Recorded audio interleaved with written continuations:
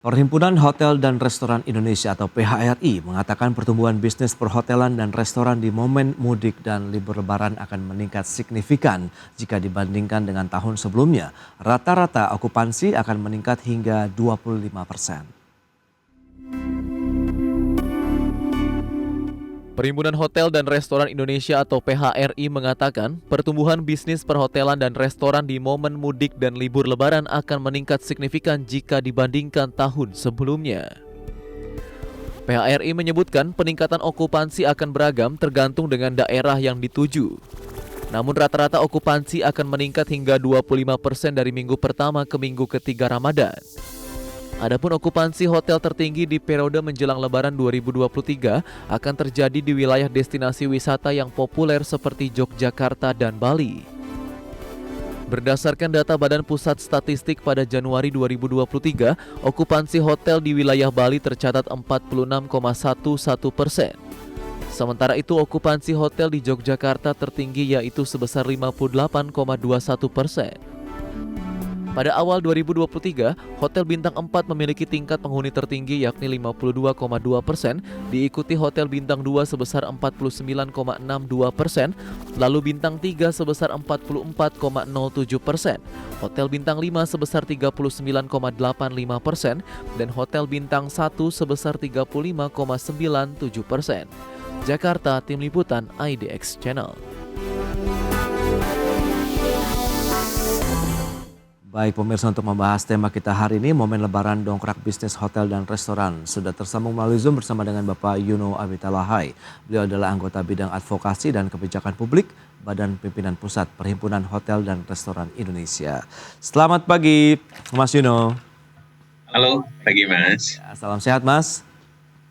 Terima kasih, sama-sama. Baik, terima kasih atas waktunya juga. Ini momen Ramadan, kemudian Lebaran yang diharapkan bisa mendongkrak semua sektor usaha di Indonesia, termasuk juga tadi ada hotel dan restoran. Tapi sebelumnya bagaimana sih kondisinya saat ini dari usaha PHRI dan anggota-anggotanya begitu saat ini di tengah pemulihan ekonomi, tidak ada lagi pembatasan bepergian dan juga kita tahu aktivitas ekonomi sudah menggeliat kembali. Silakan Mas Yuno.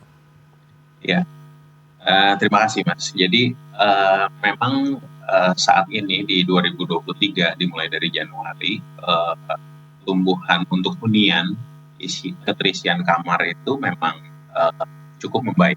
Oke. Jadi kalau kita bandingkan dengan 2020 dan 2021 dan 2022, ini grafiknya terus meningkat.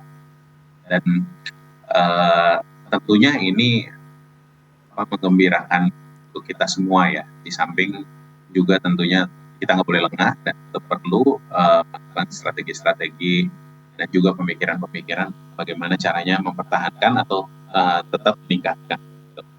Nah, cuman memang yang jadi perlu diketahui untuk di industri hotel ini sendiri, kalau untuk segmen bintang, baik itu dari mulai bintang 5 sampai bintang 2 atau bintang 1, itu masih sampai saat ini masih di semua wilayah itu mengandalkan segmen market dari kegiatan pemerintah.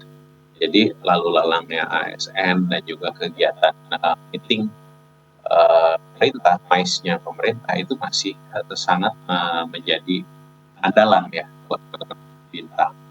Kalau untuk yang bintang itu memang segmen marketnya berbeda.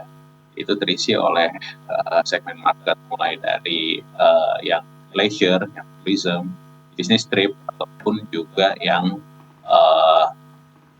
backpacker. Oke, Itu sih, Mas. itu dia gambarannya terkait dengan kondisi terkini dari hotel dan restoran di tanah air. Nah, lantas bagaimana dengan informasi bahwa ada penurunan dari sisi okupansi ataupun tingkat hunian hotel di masa Ramadan ini, Mas Yuno, benarkah demikian dan apa sih yang menjadi triggernya ini? Iya, penurunan di masa Ramadan sih memang sudah jadi tren kita ya, Mas ya. Memang sudah biasa. Tadi yang saya bilang, ada penurunan dari sisi kegiatan meeting pemerintah, lalu lintas orang, Oke. terus kegiatan-kegiatan lainnya kan seperti dibatasi oleh para si customer gitu. Oke. Jadi memang itu sudah jadi kebiasaan di kita. Makanya di beberapa hotel anggota kami itu kalau di momen Ramadan justru kita melakukan perbaikan infrastruktur, karena Oke. memang dan itu udah jadi rutin sih. Ya siklus tahunan saja begitu ya? Iya, iya, Dan apakah ini juga terjadi di seluruh daerah begitu untuk iya, okupansinya? iya Oke. merata sih kalau dari sisi Hmm, penurunan okupansi di saat Ramadan. Makanya oke. apa namanya, andalan lainnya itu adalah dari sektor lain yang bukan penjualan kamar, misalnya dari F&B bisnisnya gitu, bisnis makanan dan minum. Ah, itu dia menyikapi kondisi Ramadan apakah justru di restorannya ini yang justru berkembang dibandingkan dengan tingkat hunian hotelnya? Iya betul, kita sangat berharap dari sisi restorannya kita bisa meningkatkan penjualan kita. Cuman ya sayangnya ya itu pasti kaitannya nanti sama itu ya, aturan pemerintah larangan untuk buka puasa Oke. bersama dan Baik, itu tapi kan itu untuk yang pemerintah aja, Mas. Berarti kan ya, sebenarnya swasta, masyarakat umum masih boleh? oke, ya betul. Makanya kalau bicara tentang, larangan Iya. yang itu memang itu juga, mempengaruhi tapi tidak banyak gitu. Hmm. Dan tapi balik lagi tergantung nih, hotelnya itu bisnisnya itu mengandalkan segmen market pemerintah atau enggak. Namun Oke. sekarang ini kami lihat memang di minggu pertama Ya, ya. package-package penjualan buka puasa bersama itu juga, ada tidak mencapai target gitu Oh, di beberapa tempat itu. Tapi, makin ke sini, prosesnya mulai tumbuh gitu. Lain halnya dengan, restoran ya, mungkin karena, restoran itu sifatnya itu kan à la carte ya, by order. Kalau di hotel itu kan di-package Mas, oke. jualannya biasanya. Nah, Hmm. kalau restoran tuh masih masih bergeliat, teman-teman itu memang masih, memberikan laporan bahwa cukup baik tingkat keterisiannya di Ya. Ramadan menjelang buka puasa bersama. Ya, sejauh ini kalau kita lihat dengan perkembangan yang ada, adakah daerah ataupun anggota dari PHRI yang mengalami kenaikan okupansi yang signifikan, sementara ada daerah lain yang justru mengalami penurunan yang signifikan nih kalau kita cermati di perkembangan Ramadan tahun ini, Mas Yuno? Ada, ya memang. Jadi perbedaan antar wilayah itu juga, ada, nggak bisa kita samaratakan. Oke, Contoh misalnya kayak tadi di opening tuh ada dibilang Jogja, Bali, karena ya, emang itu kan destinasi wisata untuk, teman-teman yang, berkegiatan wisata, manfaatkan momentum ini juga, tetap akan berkunjung ke lokasi-lokasi favorit tersebut gitu. Terus juga ada beberapa kota di, eee, wilayah Jawa gitu yang memang menjadi, kota favorit untuk melakukan kegiatan, MICE ya, meeting pemerintah gitu. oke. Contohnya misalnya Kota Bogor, Kabupaten Bogor, kemudian di ya dan sekitarnya ya, Depok, Tangerang Selatan, Bekasi, itu juga masih cukup baik keterisiannya dibandingkan daerah lain. Hmm. Namun memang kembali lagi seperti yang tadi saya bilang, itu masih mengandalkan, perjalanan, eee, pemerintah dan juga kegiatan pemerintah. Ya, ya, ya. Itu dia konsumsi pemerintah begitu yang masih menjadi andalan dari industri hotel dan restoran ya paling tidak sampai dengan, Mhm, hari ini pada saat, momen Ramadan. Tapi strategi ya, apa saja yang sudah disiapkan untuk mendongkrak? Karena ini kan harusnya bisa menjadi momentum bagi banyak anggota PHRI untuk bisa menjaring lagi, kunjungan dari mungkin masyarakat yang akan menginap di hotel ataupun sekedar tadi makan di restoran begitu. ya.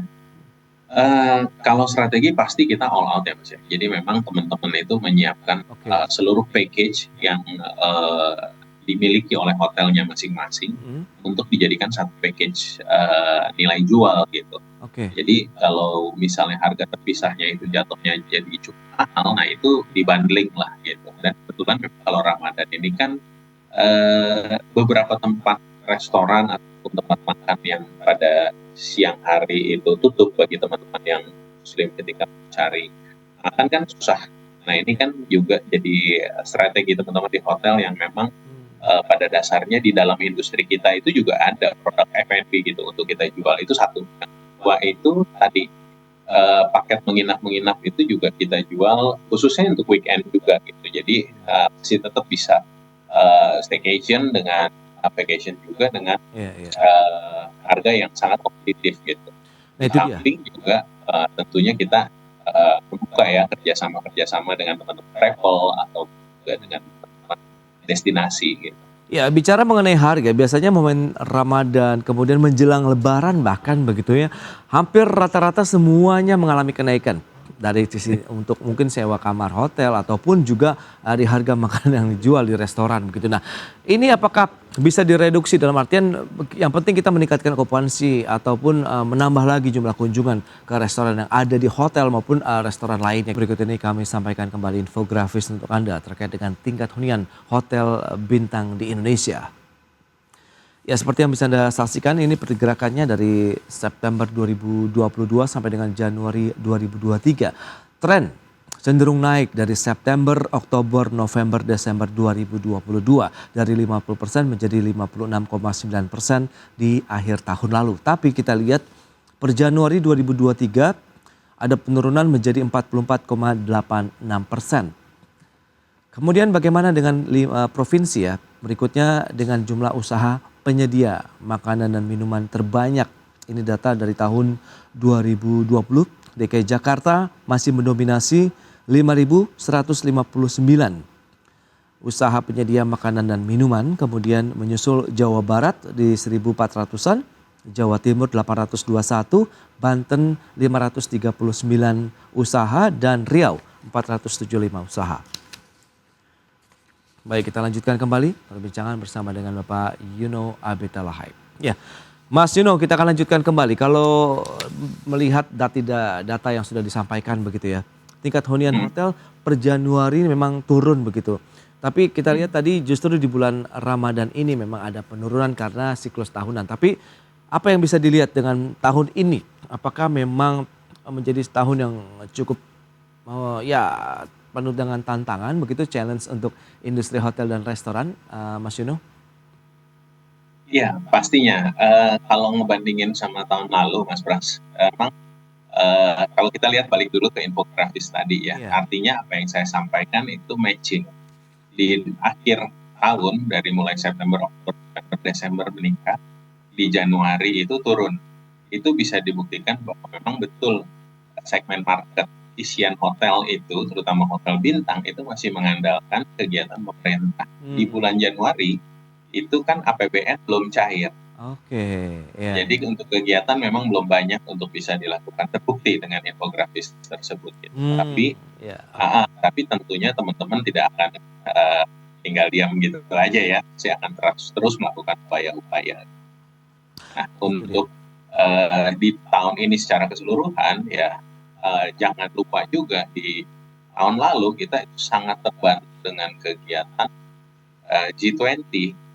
Meskipun tahun ini kita punya ASEAN, Betul. gitu loh. Tapi secara quantity saya pikir tahun lalu itu lebih banyak kunjungannya. Makanya data kunjungan wisatawan mancanegara juga tahun lalu juga melampaui target. Yes. Karena wajar secara otomatis karena emang ada agenda di situ. Baik. Agenda besar. Ya, nah untuk yang tahun ini makanya kita tetap akan berupaya bagaimana caranya jangan sampai kita di bawah tahun lalu gitu. ASEAN oke gitu loh, tapi ada hal-hal lain juga yang saya rasa pemerintah juga mesti fokus dan tetap bisa memberikan kontribusi jadinya untuk bisnis kita. Lantas bagaimana menurut pandangan Anda terkait dengan revisi libur lebaran yang sudah dilakukan oleh pemerintah? Apakah ini menjadi peluang bagi teman-teman PHRI juga nih untuk menjaring lebih banyak hunian hotel maupun restoran? Karena kita tahu biasanya hotel-hotel yang dekat dengan lokasi wisata itu justru yang ya bisa dikatakan sedikit lokasi yang menguntungkan begitu, Mas Yuno. Apakah benar demikian? Benar sekali. Jadi memang dengan perubahan aturan tentang jadwal cuti yang jadi dimajukan itu memang kalau menurut saya itu baik ya untuk kita gitu. Dan juga tentunya baik untuk yang mudik gitu. Jadi span waktunya tuh jadi cukup panjang gitu. Nah, terkait dengan tingkat keterisian sih sebetulnya sama aja ya, karena mungkin di beberapa kota yang memang jaraknya cukup dekat dari Jakarta itu nggak perlu waktu tambahan. Tapi untuk yang luar daerah, yang untuk teman-teman pelaku usaha hotel yang di luar daerah, itu sangat memberikan dampak kalau kayak gitu. Jadi prinsipnya jadwal cutinya ditambah ya length of stay hotel otomatis nambah. kita yakin sih. Oke. Nah, lantas bagaimana dengan harga tadi? Kita tahu Oke, juga biasanya kan momentum Ramadan, Lebaran, apalagi banyak orang mudik itu, ya. hotel rata-rata mengalami kenaikan 2 kali lipat, bahkan ada yang lebih begitu Mas Yono. Nah, sementara Anda katakan juga tadi, justru siklus tahunan lah pada saat Ramadan ada penurunan dari tingkat hunian hotel. Apakah bisa seiring sejalan dengan upaya untuk menambah okupansi tapi harganya dinaikkan Mas Yono? Kalau harga memang ya ini mesti disampaikan nih. Ya. Jadi harga itu kalau dari awal Ramadan itu belum naik. Hmm, Kita memang setting harga itu untuk Ramadan dan Lebaran ya di akhir Ramadan itu settingnya di situ tuh, oke. di peak seasonnya tuh ya kita setting di situ. Nah, pemesanan memang saat ini hampir pemesanan kamar itu kan melalui platform online ya Mas ya. Jadi di kita tuh ada sistem namanya tuh karena eh, budayanya itu memesannya online, mau nggak mau kita menggunakan sistem itu ya, itu namanya BAR ya, Best Available Rate gitu. Oke. Nah, rate itu akan secara otomatis terdongkrak ketika availability-nya tuh memang sudah semakin sedikit gitu loh. Dan harga itu akan koreksi dan itu kita benar-benar hampir semua hotel menggunakan di semua wilayah. Jadi Oke. ketika pemesanan kan kalau customer maunya pesannya jauh-jauh hari. Nah, dengan jauh-jauh hari itu memang masih mendapatkan harga terbaik gitu. Sama halnya kayak kita kalau beli tiket early bird gitu. Ya, Nah, ya. begitu tingkat keterisiannya sudah semakin naik, meskipun masih jauh-jauh hari, otomatis harga udah naik juga gitu. Jadi dari sisi harga tuh sebetulnya kalau yang tanggal-tanggalnya itu awal Ramadan, harga masih cukup relatif rendah. Tapi menjelang Lebaran memang otomatis harga terkoreksi menjadi naik gitu. Dan ya tanpa bisa dihindari ya mau nggak mau itu jadi hukum supply and demand juga ya yang di situ. Di samping juga kita harus memprediksi harga-harga bahan pokok karena juga kita juga kena imbas kan, bukan hanya rumah tangga aja masuk. Baik. Di F&B kita juga otomatis kan Hmm. kena imbas dengan kenaikan di pasar. Iya, kalau kita lihat dari sisi pertumbuhan bisnis hotel dan restoran tahun ini proyeksinya sekitar 5% dan dengan kondisi yang ada itu menjadi suatu angka yang moderat atau bagaimana nih Mas Yono? Ya, kenaikan 5% sih menurut kami itu cukup masih masuk akal ya, masih cukup yang optimis bisa kita capai Oke, dari sisi pertumbuhan.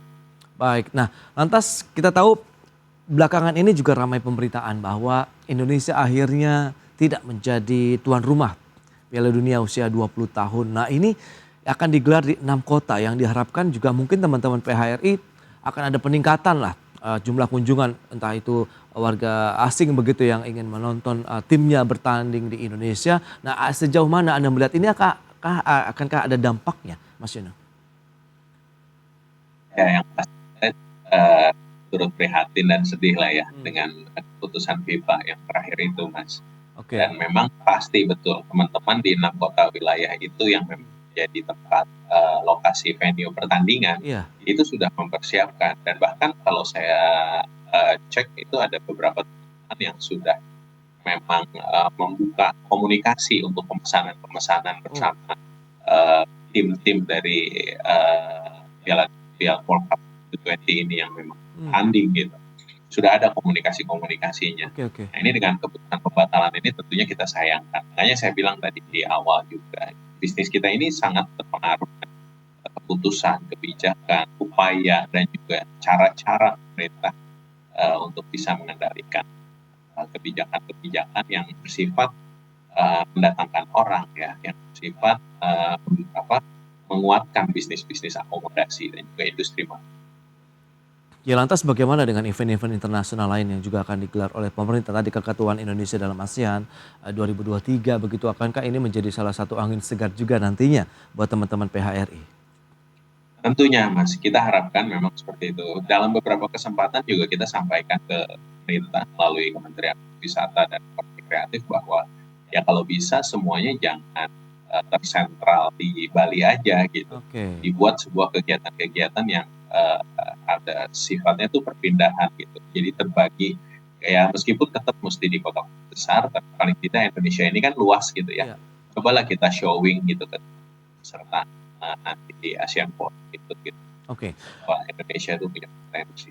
Baik, tapi kan kita lihat fokus pemerintah terhadap sektor pariwisata, hotel dan restoran juga sedang tinggi-tingginya. Apalagi kita tahu menterinya juga tengah semangat begitu Pak Sandiaga Uno begitu untuk mengangkat sektor pariwisata, kemudian industri ekonomi kreatif dan lain-lain. Dan ini menurut Anda perlu ada satu langkah yang lebih kuat lagi, yang lebih konkret lagi Mas Yono untuk bisa mengangkat lagi kinerja hotel dan restoran di Indonesia? Ya, Mas Menteri memang betul saya akui begitu semangat mempromosikan pariwisata dan juga ekonomi kreatif Indonesia. Paling kalau boleh memberikan usulan, yang perlu kita lakukan itu adalah mensinergiskan antara keputusannya dengan fakta dunia usaha. Jadi jangan sampai nanti kajian yang diputuskan oleh kementerian itu seolah-olah kajiannya itu akan berdampak bagus, tapi itu bersifat ya balik lagi kajian atau bahkan prediksi gitu loh. Lebih baik kita berangkat dengan fakta di lapangan, industri itu membutuhkannya apa, lalu itu di-empowering, gitu. Itu di-booster gitu. Dengan kegiatan-kegiatan yang disupport oleh APBN dan oleh pemerintah gitu. Kebijakan dan event. Berarti bisa dikatakan tantangan tahun 2023 memang challenging lah ya. Kita lihat tantangannya juga lumayan menantang kalau dicermati dari industri hotel dan restoran. Tapi semoga tadi ada win-win solution, angin segar yang lebih banyak lagi yang berhembus di industri hotel dan restoran Indonesia pada tahun 2023 ini. Mas Yono, terima kasih banyak atas waktu dan sharing Anda berikan pada hari ini. Selamat melanjutkan aktivitas Anda kembali dan sampai berjumpa kembali, Mas Yono. Thank you. Ya. Baik pemirsa, 1 jam sudah saya menemani Anda dalam Market Review. Saya Prasetyo Wibowo beserta kerabat kerja yang bertugas undur diri. Terima kasih dan sampai jumpa.